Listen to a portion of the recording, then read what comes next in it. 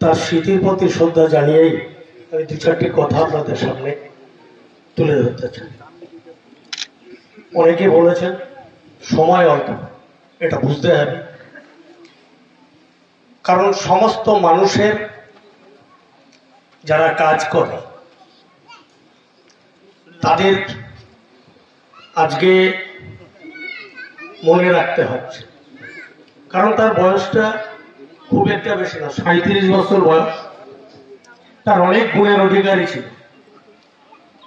2019-20 যে করোনা কাল আমরা তাকে লক্ষ্য করেছি, মানুষের সেবায় নিয়োজিত প্রাণ। রাত্রি 10টা-11টা মানুষের প্রয়োজন হয়েছে অক্সিজেনের সিলিন্ডার কাঁধে করে বয়ে বাড়িতে পৌঁছে দেওয়ার ছেলে হচ্ছে সকালে। এই যে অপূরণীয় ক্ষতি, এই ক্ষতির জায়গাটাকে আগামী দিনে আমাদেরকে পূরণ করতে হবে, তবেই তার আত্মার শান্তি এবং তার স্মৃতির প্রতি শ্রদ্ধা জানানো। তার একটা বিশেষ গুণ ছিল দেওয়াল লেখা, যা আজকাল বিশেষভাবে পাওয়া যায় না।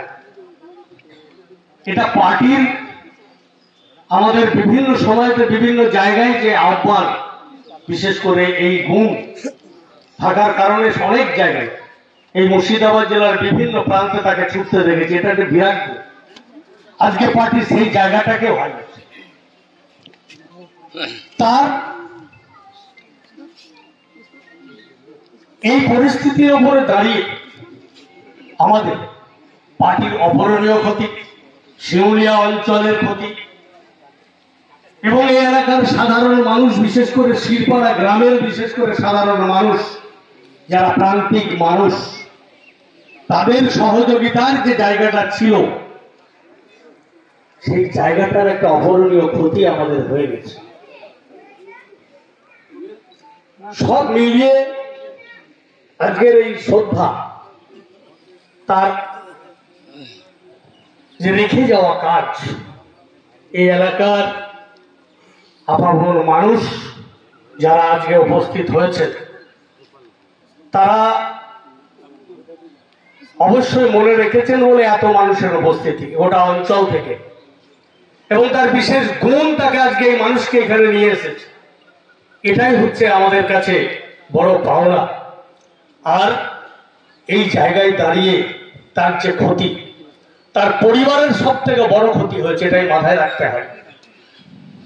কারণ তার বাচ্চা ছেলে,